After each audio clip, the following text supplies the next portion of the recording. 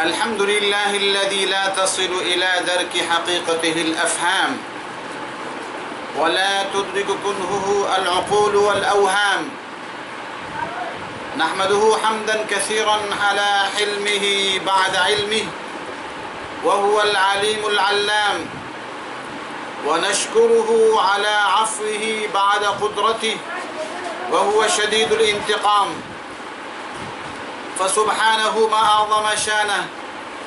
نشهد أن لا إله إلا الله وحده لا شريك له، يدبر الأمر بين السماوات والأرضين، وهو متفرد في تدبيره لا نظير له في العالمين، ينزل الغيث ويعلم ما في الأرحام. ونشهد أن سيدنا ومولانا محمدا عبده ورسوله الذي بين لنا الحلال والحرام وأوضح مشتبهات الأحكام. أما بعد، فأعوذ بالله من الشيطان الرجيم. بسم الله الرحمن الرحيم. يا أيها الإنسان ما غرك بربك الكريم الذي خلقك فسواك فعدلك في أي صورة ما شاء ركبك. إخوتي وخلاني، اشكروا الله على نعمائه واحمدوه على آلائه، فإن تعدوا نعمة الله لا تحصوها إلى يوم القيامة. أحسن بكم حيث أخرجكم من العدم إلى الوجود، وهو صاحب الكرم والجود.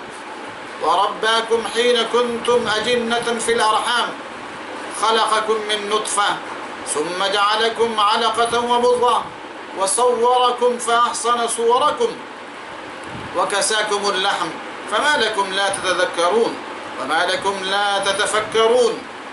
فعلينا أيها الإخوة على قدرة الله سبحانه وتعالى كيف خلقنا من ماء مهين وصورنا بأحسن الصورة وخلقنا في أجسامنا النظام عجيب سبحان الله. فعلينا أن نتفكر على أنفسنا كما قال الله سبحانه وتعالى: وفي أنفسكم أفلا تبصرون. أيها الإخوة، ترغبون عن الحسنات وتنهمكون في اللذات وترتكبون الخطايا الجسام، ولا تعتبرون بمن مضى من آبائكم وأجدادكم. أين أحبابكم وأقرانكم؟ أين البريطانية؟ وأين الاتحاد السوفيتي؟ وأين الأمريكا بقريب؟ وأين برويز مشرف؟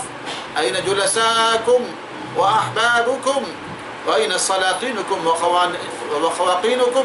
أفناهم كر الليالي ومر الأيام، وسيمر عليكم زمان تكونون فيه كما كانوا وتتحسرون كما تحسروا، وما تفيدكم الحسرة عند ذلك إلا الآلام.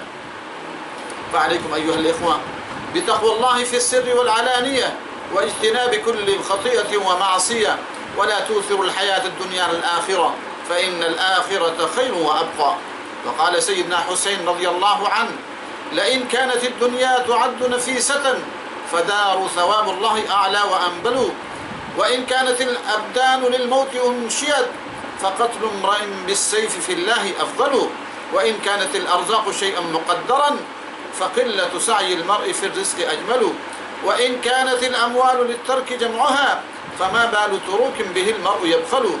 اللهم يا حنان يا منان، أنت السلام ومنك السلام، نحن عبادك العصاة المذنبون، اعترفنا بذنوبنا فارحمنا رحمة تغنينا بها عمن سواك، وأدخلنا بغير حساب دار السلام، والحمد لله رب الكريم.